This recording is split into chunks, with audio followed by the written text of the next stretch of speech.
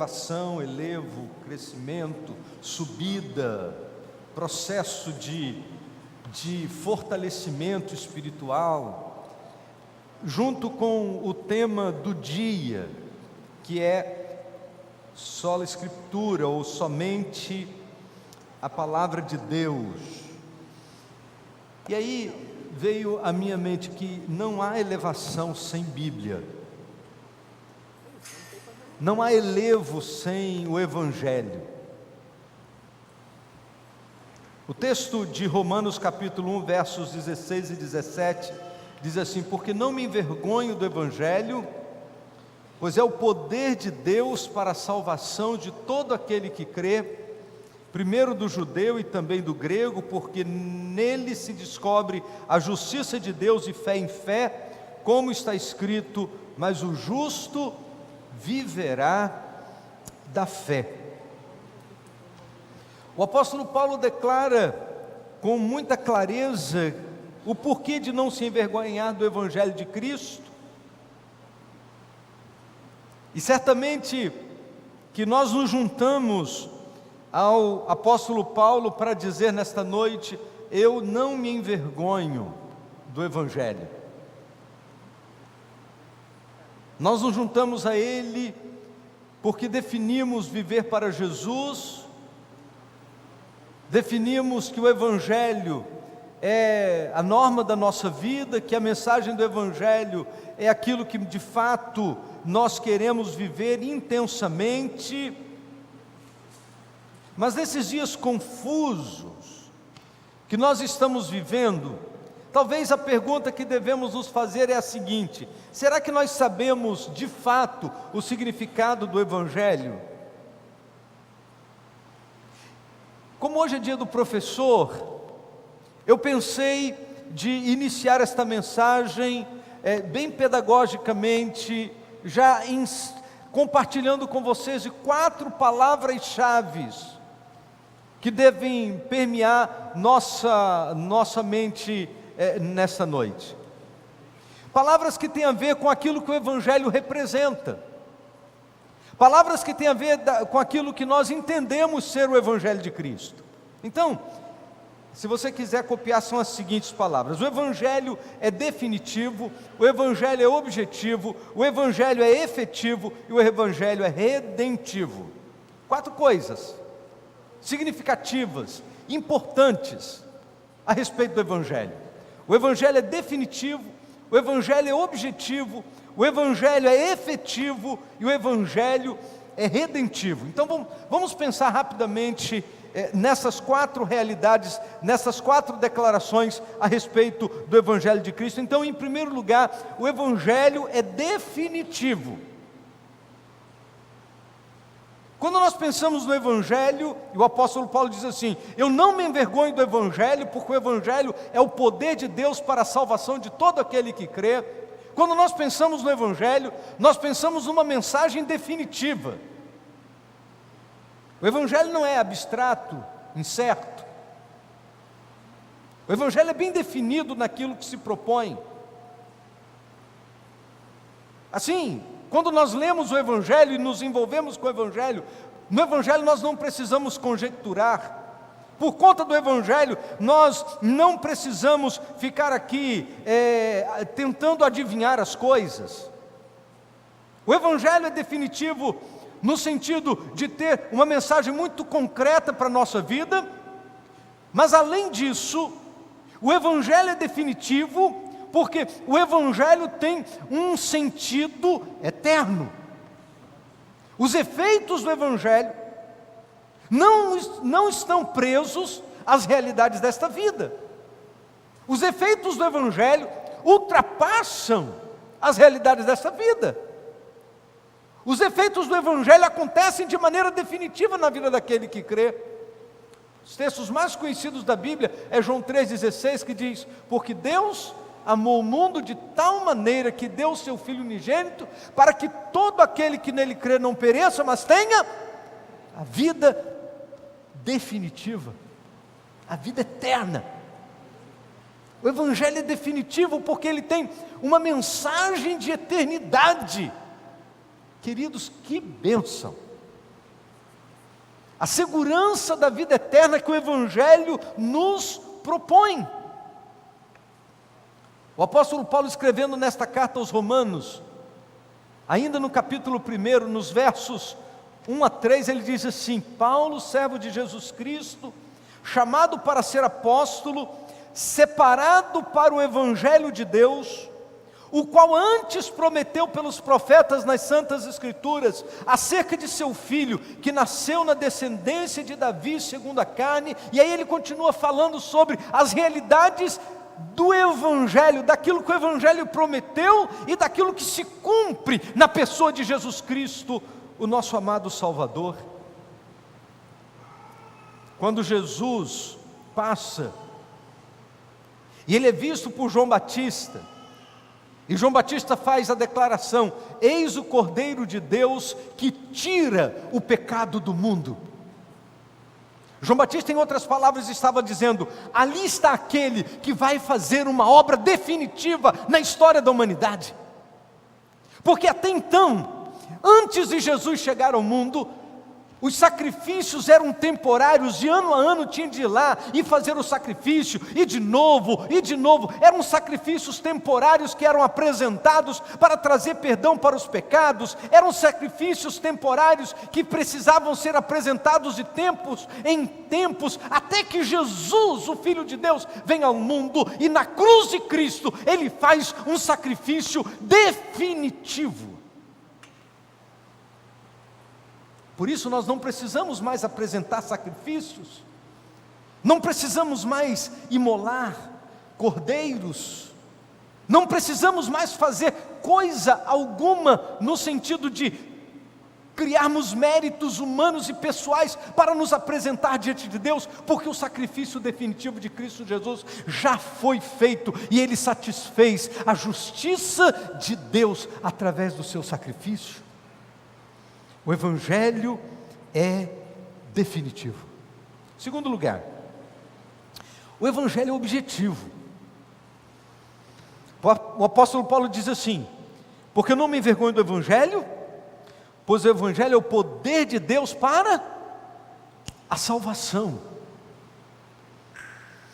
O Evangelho existe para a salvação. Não existe nada que possa acontecer que seja mais importante do que a pregação do Evangelho, porque somente pelo poder do Evangelho o homem pode encontrar o perdão para os seus pecados e a salvação eterna para a sua alma.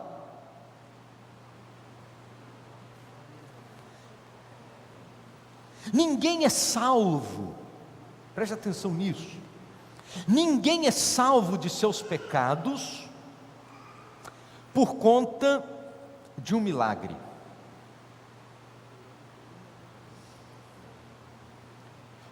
Todas as pessoas só são salvas de seus pecados por conta da pregação do Evangelho. Porque o que desperta no nosso coração a fé não são as ações das mãos de Deus. O que desperta no nosso coração a fé é a pregação do Evangelho de Cristo. É por isso que a Bíblia diz que a fé vem pelo ouvir, e ouvir pela palavra de Deus.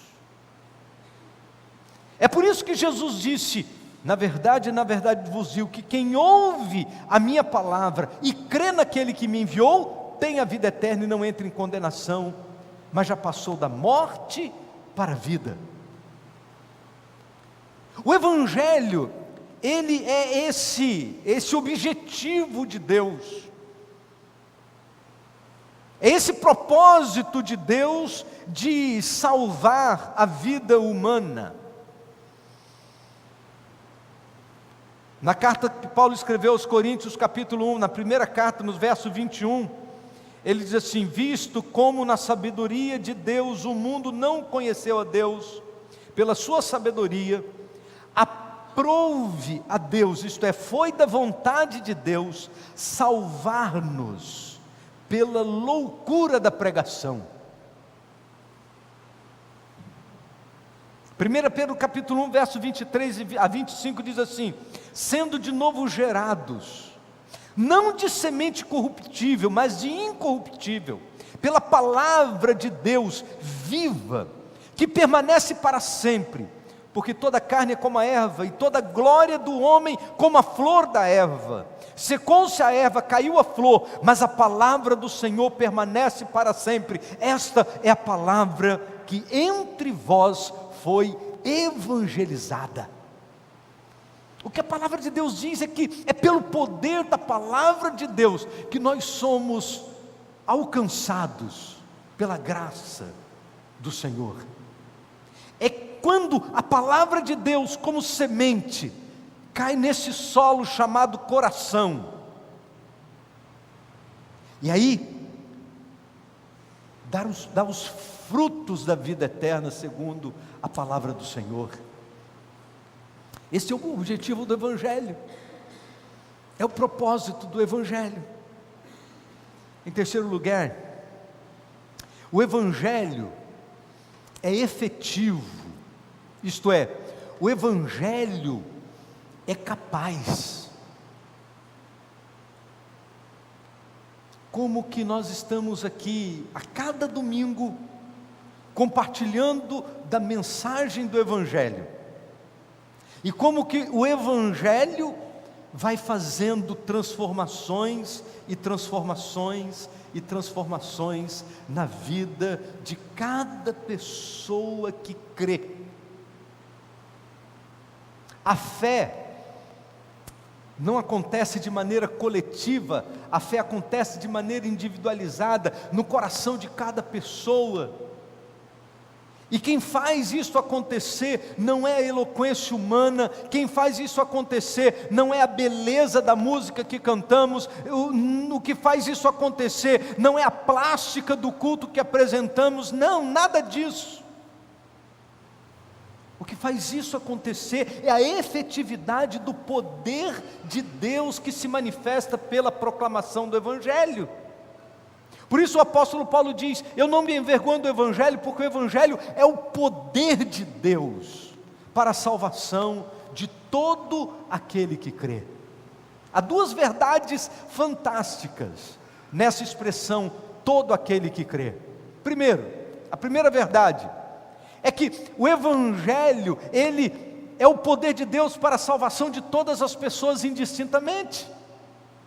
É o poder de Deus para a salvação do pobre e do rico, é o poder de Deus para a salvação do negro e do branco, é o poder de Deus para a salvação daquele que tem muita cultura ou nenhuma cultura, é o poder de Deus para a salvação de todas as pessoas, porque Deus não faz a acepção de pessoas. Diante de Deus somos todos necessitados da manifestação da graça que só o Evangelho pode trazer. Então o Evangelho é o poder de Deus para a salvação de todas as pessoas, todo aquele que crê. Não há distinção, não há distinção. Mas há uma segunda verdade: o Evangelho é o poder de Deus para a salvação de todo aquele que crê. E a fé, como eu disse agora há pouco, é individual. O pai não pode crer pelo filho, o esposo não pode crer pela esposa, o amigo não pode crer pelo amigo. E se você foi convidado para estar aqui nesta noite, você só foi convidado para estar aqui porque alguém te ama. Mas esta pessoa que te ama, que convidou você para participar desse encontro, desta celebração ao Senhor, ela não pode crer por você. O máximo que a gente pode é compartilhar do Evangelho, mas crer, não, crer a gente não pode crer por ninguém, porque a fé acontece de maneira individual, no coração de cada pessoa. Por isso a Bíblia diz: o Evangelho é o poder de Deus para a salvação de todo aquele que crê. É fruto da individualidade da nossa vida com o Senhor. O apóstolo Paulo, escrevendo na primeira carta aos Coríntios, capítulo 1, verso 18, ele diz assim: porque a palavra da cruz é loucura para os que perecem, mas para nós os que cremos, é poder de Deus. É o poder de Deus. E por último, o Evangelho, ele além de ser definitivo, objetivo e efetivo, o Evangelho é também redentivo. O que significa isso? Que é pelo Evangelho que nós somos comprados, é pelo poder do Evangelho que nós temos redenção. A palavra redenção tem a ver com compra, com alguém que pagou o preço para que o peso do pecado não recaísse sobre mim. A Bíblia diz que não foi com coisas corruptíveis como prata e ouro que fomos resgatados da nossa vã maneira de viver, que por tradição recebemos dos nossos pais, mas com o precioso sangue, como de um cordeiro, sem defeito e sem mancha, o sangue de Jesus. O Evangelho, ele tem esse poder de redenção, porque é pelo poder do sangue de Jesus que nós fomos salvos. É o sangue de Cristo que nos comprou dos nossos pecados. O apóstolo Paulo escreve sobre isso na carta aos Efésios, no capítulo 1, verso 7. Ele diz assim: em quem temos a redenção, pelo seu sangue, a remissão das ofensas, segundo as riquezas da sua graça. É pelo poder do Evangelho que nós somos comprados dos nossos pecados. Por esses motivos, o apóstolo Paulo faz a declaração: eu não me envergonho do Evangelho, porque o Evangelho é o poder de Deus para a salvação de todo aquele que crê. Primeiro do judeu e também do grego, diz o apóstolo Paulo, porque nele se descobre a justiça de Deus, e fé em fé, como está escrito: mas o justo viverá da fé. Eu queria terminar a mensagem desta noite fazendo uma pergunta. Se você quer viver uma experiência de elevação, você tem que olhar para cima. Se você quer viver nesta dimensão do Evangelho, você precisa crer em Jesus Cristo como seu Salvador. A Bíblia diz, na experiência do apóstolo Paulo: eu não me envergonho do Evangelho, porque o Evangelho é o poder de Deus para a salvação de todo aquele que crê. Mas a pergunta é: você crê? O Evangelho vai permanecer o mesmo.